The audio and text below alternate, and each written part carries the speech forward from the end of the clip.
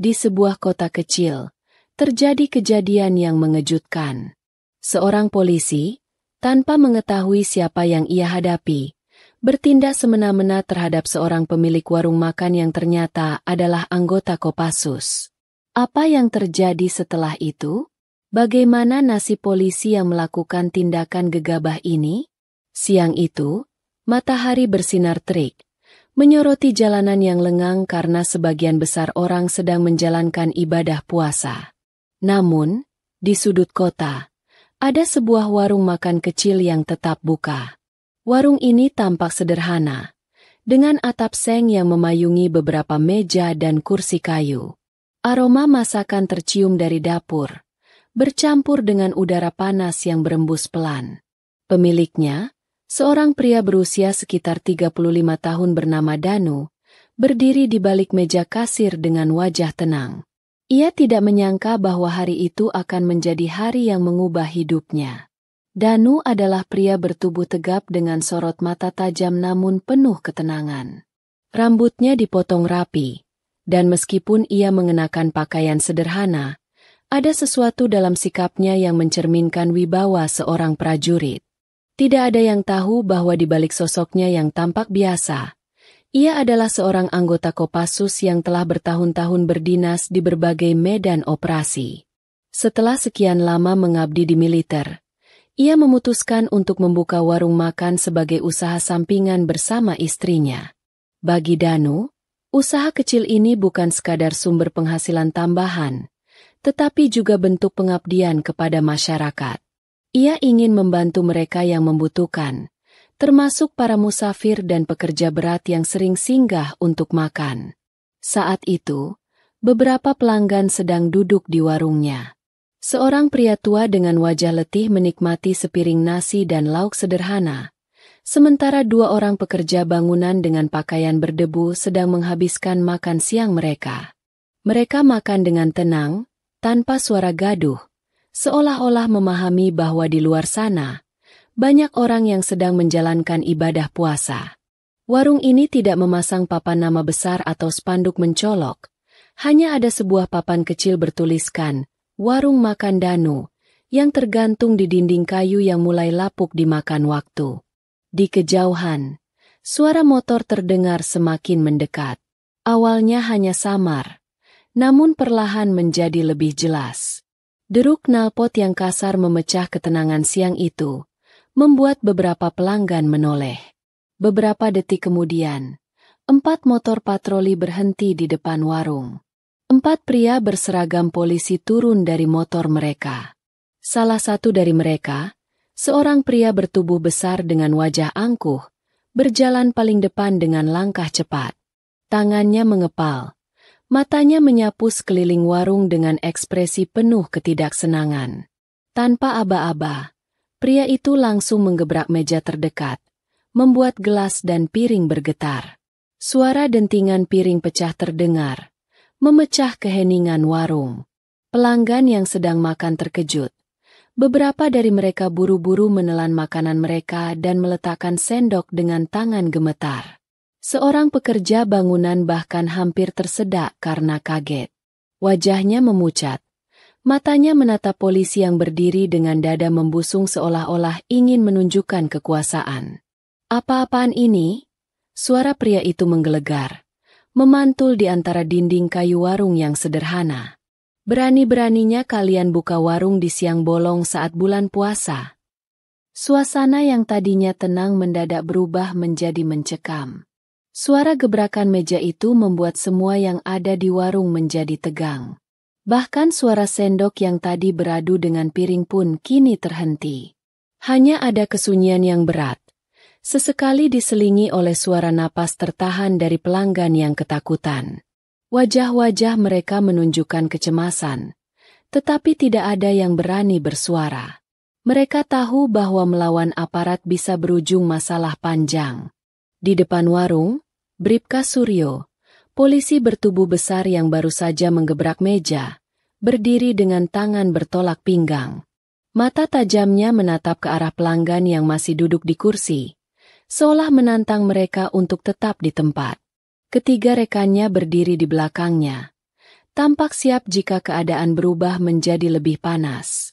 Danu, yang sejak tadi berada di dalam dapur, keluar setelah mendengar kegaduhan itu. Wajahnya tetap tenang, meskipun dalam hatinya ia merasa tidak senang dengan cara aparat itu bertindak. Dengan langkah mantap, ia berjalan mendekat, menyapu pandangan ke arah meja yang digebrak barusan. Gelas yang tadi hampir jatuh kini tergeletak miring di atas meja. Sisa makanan berserakan di lantai, dan pelanggan yang duduk di sekitarnya terlihat ketakutan. Danu menarik napas dalam sebelum akhirnya berbicara dengan nada yang tetap sopan. "Ada yang bisa saya bantu, Pak?" Bribka Suryo menoleh cepat. Ekspresi wajahnya mencerminkan kejengkelan seolah tidak senang karena ada seseorang yang berani menanggapi perbuatannya dengan nada tenang. Ia menatap Danu dari atas ke bawah, seperti sedang menilai siapa orang yang ada di hadapannya. "Kamu pemilik warung ini?" tanyanya dengan nada tinggi. Danu mengangguk. "Benar, Pak. Saya pemilik warung ini." Bribka Suryo mendengus kasar. "Tutup sekarang juga. Kamu tidak tahu aturan, ya? Ini bulan puasa, dan kamu seenaknya buka warung di siang hari." Danu tetap mempertahankan ekspresi tenangnya. "Mohon maaf, Pak. Warung ini tidak terbuka untuk umum. Kami hanya melayani orang-orang yang memang diperbolehkan untuk makan, seperti musafir, pekerja berat, dan orang-orang yang tidak diwajibkan berpuasa. Kami tidak menjajakan makanan secara terbuka." Jawaban Danu seharusnya bisa meredakan amarah Bribka Suryo, tetapi justru sebaliknya. Polisi itu semakin tersulut emosinya. Baginya, jawaban seperti itu terdengar seperti pembelaan dari seseorang yang melawan perintahnya. Tanpa berpikir panjang, ia meraih salah satu piring yang ada di atas meja dan melemparkannya ke lantai. "Jangan banyak alasan. Saya bilang tutup, ya tutup," bentaknya. Beberapa pelanggan semakin terkejut. Seorang pria tua yang tadi duduk menikmati makanannya kini gemetar, memegang sendok dengan tangan bergetar. Para pekerja bangunan yang tadi makan siang pun menelan ludah. Bingung apakah mereka harus pergi atau tetap diam. Danu mulai merasa kesabarannya diuji. Ia bukan tipe orang yang suka mencari keributan, tetapi bukan berarti ia bisa diperlakukan semena-mena. Dengan suara yang masih tenang, ia kembali menjawab, "Mohon maaf, Pak. Saya tetap menghormati mereka yang berpuasa. Tetapi ada juga orang-orang yang membutuhkan makanan di siang hari. Saya rasa tidak ada yang saya langgar di sini."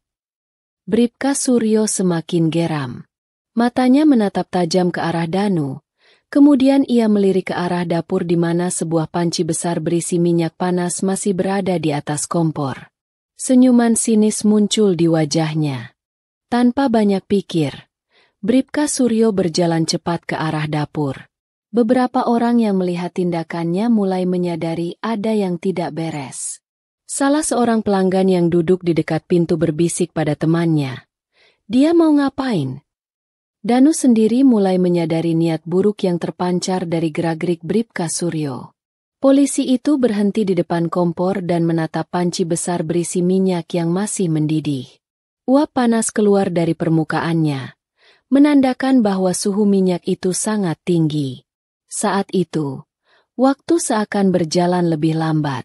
Danu bisa melihat dengan jelas bagaimana Bribka Suryo meraih sebuah ember kecil di dekat kompor, kemudian menciduk minyak dari dalam panci dengan cepat. Tangan polisi itu bergerak mantap, tanpa keraguan sedikit pun.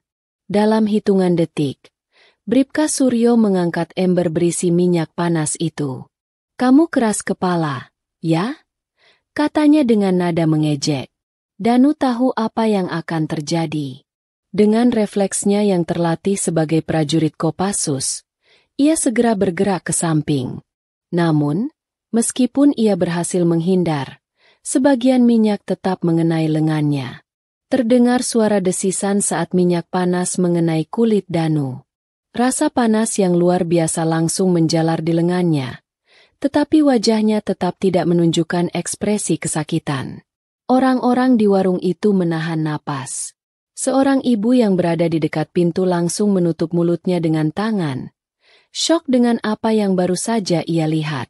Seorang pria dari kerumunan berteriak, "Pak Polisi, jangan keterlaluan." Namun Bribka Suryo hanya tertawa kecil, masih dengan senyum sinisnya. "Biar kapok, biar tahu rasanya melawan perintah." Saat itu, suasana warung menjadi begitu mencekam. Suasana di warung itu mendadak sunyi, seolah dunia terhenti sejenak setelah perbuatan keji Bribka Suryo. Semua mata tertuju pada Danu, menanti reaksinya. Beberapa pelanggan bahkan menutup mulut mereka, tidak percaya dengan apa yang baru saja terjadi. Minyak panas yang disiramkan ke lengannya kini menetes perlahan, meninggalkan bekas merah yang menyengat. Tetapi yang lebih mengejutkan bukanlah luka itu, melainkan ekspresi wajah Danu, tetap dingin, tanpa sedikit pun menunjukkan tanda-tanda kesakitan. Bribka Suryo, yang mengira Danu akan menjerit kesakitan atau bahkan berlutut meminta ampun, justru terkejut. Ia menatap Danu dengan dahi berkerut, menyadari ada sesuatu yang berbeda dari pria ini. Danu perlahan mengangkat wajahnya. Sorot matanya berubah. Jika sebelumnya ia terlihat tenang dan penuh kesabaran, kini ada tatapan tajam yang begitu dingin, seolah-olah ia baru saja melepaskan diri dari belenggu kesabarannya. Dengan suara pelan namun penuh tekanan, Danu berkata, "Kamu sudah melewati batas." Suasana di warung berubah. Udara terasa lebih berat, seolah ada tekanan yang membuat orang-orang sulit bernapas. Bahkan rekan-rekan Bribka Suryo yang berdiri di belakangnya mulai merasa ada sesuatu yang tidak beres. Mereka saling bertukar pandang, ragu apakah mereka harus tetap mendukung tindakan Suryo atau mundur perlahan. Bribka Suryo mencoba tetap bertahan dengan sikap arogannya. Ia menyeringai kecil dan berkata, "Lalu, kau mau apa? Ini perintah. Tutup warung ini sekarang juga sebelum aku buat lebih berantakan lagi." Danu tidak menjawab. Ia hanya menatapnya dalam diam. Saat itu juga, beberapa pelanggan mulai berbisik di sudut warung. Salah seorang pria tua dengan suara gemetar berkata, "Kita harus pergi. Ini bukan masalah biasa." Tetapi seorang pekerja bangunan, yang sejak tadi hanya diam, tiba-tiba bersuara, "Pak Danu, tolong beri kami izin untuk bertindak. Kami tidak terima perlakuan seperti ini." Danu mengangkat tangannya, memberi isyarat agar mereka tetap diam. Tatapannya masih terfokus pada Bribka Suryo. Dalam hitungan detik, Danu bergerak cepat. Bribka Suryo tidak punya waktu untuk bereaksi. Sebelum ia bisa mengeluarkan kata-kata lagi, Danu sudah berada di depannya. Dengan gerakan yang begitu cepat, ia meraih pergelangan tangan Suryo, memutarnya ke belakang dengan tekanan yang kuat. Bribka Suryo menjerit kesakitan. Wajahnya yang semula angkuh kini berubah menjadi pucat. Ia mencoba melawan, tetapi sia-sia. Danu bukan orang biasa. Ia adalah seorang prajurit Kopassus yang terlatih, dan ia tahu betul cara menghadapi seseorang seperti Suryo. "Sakit." "Jangan khawatir," bisik Danu di telinga Suryo. "Ini belum seberapa dibandingkan dengan apa yang kau lakukan." Dengan satu gerakan cepat, Danu mendorong Suryo ke depan. Polisi itu tersungkur ke lantai. Tangannya masih terpelintir dalam genggaman Danu. Para pelanggan yang menyaksikan kejadian itu terbelalak, tidak percaya bahwa seorang polisi bisa dikalahkan begitu mudah. Rekan-rekan Suryo yang lain terkejut. Salah satu dari mereka segera maju, berniat menyerang Danu. Tetapi sebelum ia sempat melakukan apapun, Danu sudah mengantisipasinya. Dengan satu tendangan ke arah lutut, polisi itu jatuh tersungkur, merintih kesakitan. Kini hanya tersisa dua polisi lainnya. Mereka saling berpandangan, mulai merasa ragu untuk ikut campur. Salah seorang dari mereka bahkan terlihat berkeringat dingin, menyadari bahwa mereka telah melakukan kesalahan besar. Bribka Suryo menggeliat di lantai. Wajahnya memerah menahan malu dan sakit. Kau siapa sebenarnya? Danu melepaskan cengkeramannya, membiarkan Suryo merangkak mundur. Aku hanya seorang pemilik warung, jawabnya singkat. Tetapi di balik jawaban itu, seluruh pelanggan di warung kini tahu bahwa Danu bukanlah orang biasa. Gerakannya begitu terlatih. Kecepatan dan ketepatan aksinya hanya bisa dimiliki oleh seseorang yang memiliki pengalaman bertahun-tahun dalam pertempuran. Salah satu pekerja bangunan berbisik, "Aku pernah melihat cara bertarung seperti itu. Itu bukan sembarang bela diri. Itu teknik militer." Para polisi yang tersisa akhirnya memutuskan untuk tidak melawan lebih jauh. Salah satu dari mereka membantu Suryo bangkit, sementara yang lain perlahan mundur ke arah motor mereka. Dengan wajah merah padam, Suryo menunjuk ke arah Danu. "Ini belum selesai. Aku akan kembali." Danu hanya tersenyum tipis. "Silakan." Suryo mengepalkan tinjunya, tetapi ia tahu tidak ada gunanya bertahan di sana lebih lama. Dengan langkah tergesa-gesa, ia naik ke motornya bersama anak buahnya, lalu pergi meninggalkan warung dengan wajah penuh kemarahan. Ketika suara motor mereka menghilang di kejauhan, warung kembali sunyi. Para pelanggan masih terpaku, mencoba mencerna apa yang baru saja terjadi. Seorang pria tua mendekati Danu, menatapnya dengan kagum. "Nak, siapa kau sebenarnya?" Danu hanya menghela napas dan tersenyum tipis. "Aku hanya seseorang yang tidak suka melihat ketidakadilan." Orang-orang di warung mulai bersorak kecil. Beberapa dari mereka bertepuk tangan.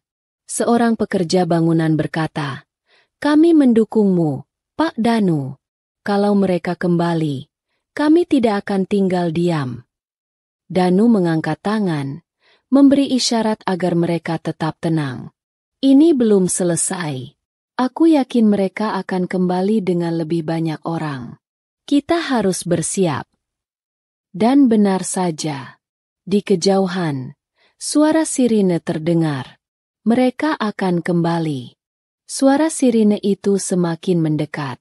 Suasana warung yang baru saja tenang kembali dipenuhi kecemasan. Para pelanggan yang tadinya bersemangat kini mulai menyadari bahwa situasi bisa bertambah buruk.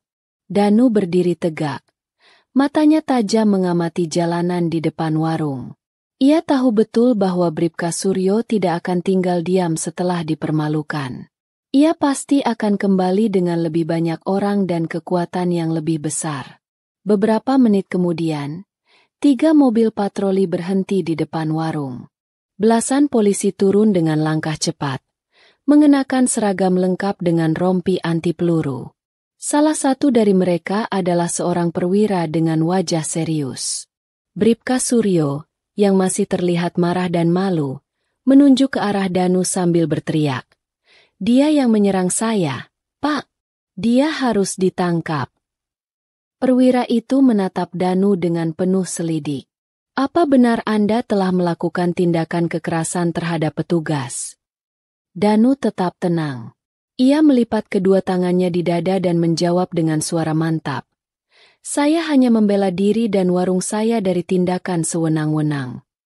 Para pelanggan mulai berbisik di sudut warung. Beberapa dari mereka tampak geram dengan tuduhan yang dilontarkan polisi. Seorang pekerja bangunan akhirnya bersuara, "Pak Polisi, kami semua di sini melihat kejadian sebenarnya. Justru Bribka Suryo yang lebih dulu berbuat kasar." Polisi lain mulai ragu. Beberapa dari mereka melirik satu sama lain, menyadari bahwa situasi ini bukanlah sekadar perlawanan terhadap petugas. Ada sesuatu yang lebih besar dari itu. Namun, Bribka Suryo tidak peduli. Ia melangkah maju dengan wajah penuh amarah. "Apapun alasannya, dia tetap menyerang saya. Tangkap dia sekarang juga." Perwira itu menghela napas panjang, kemudian menatap Danu. "Pak, kami harus membawa Anda untuk dimintai keterangan di kantor." Danu menatapnya dalam diam. Ia tahu bahwa ini bukan sekadar dimintai keterangan. Jika ia pergi tanpa perlawanan, mereka bisa saja menyiksanya atau bahkan merekayasa kasus untuk menjebloskannya ke penjara. Namun sebelum Danu sempat merespons, seorang pria parubaya tiba-tiba melangkah masuk ke warung. Semua mata langsung tertuju padanya. Pria itu mengenakan seragam militer dengan tanda pangkat yang jelas. Seorang perwira tinggi TNI. Wajahnya dingin dan penuh wibawa.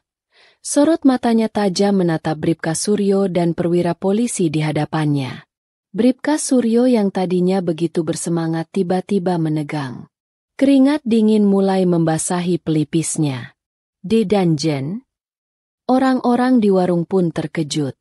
Mereka tidak menyangka bahwa pria ini adalah seorang jenderal. Danjen Kopassus, Brigjen Arya, melangkah perlahan, memandangi seluruh ruangan sebelum akhirnya berhenti di depan Danu. Dengan suara yang penuh wibawa, ia berkata, "Danu, kau baik-baik saja?" Para polisi semakin tegang. Beberapa dari mereka mulai menyadari bahwa mereka telah melakukan kesalahan besar. Danu tersenyum tipis. "Saya baik-baik saja, Jenderal." Brigjen Arya mengangguk, lalu menoleh ke arah perwira polisi. "Siapa yang bertanggung jawab atas kejadian ini?" Perwira itu tanpa ragu-ragu sebelum akhirnya menjawab, "Saya, Pak Jenderal." Brigjen Arya menyipitkan mata. "Apa Anda tahu siapa Danu?" Perwira polisi itu menelan ludah. Ia melirik Danu sejenak sebelum akhirnya menggeleng.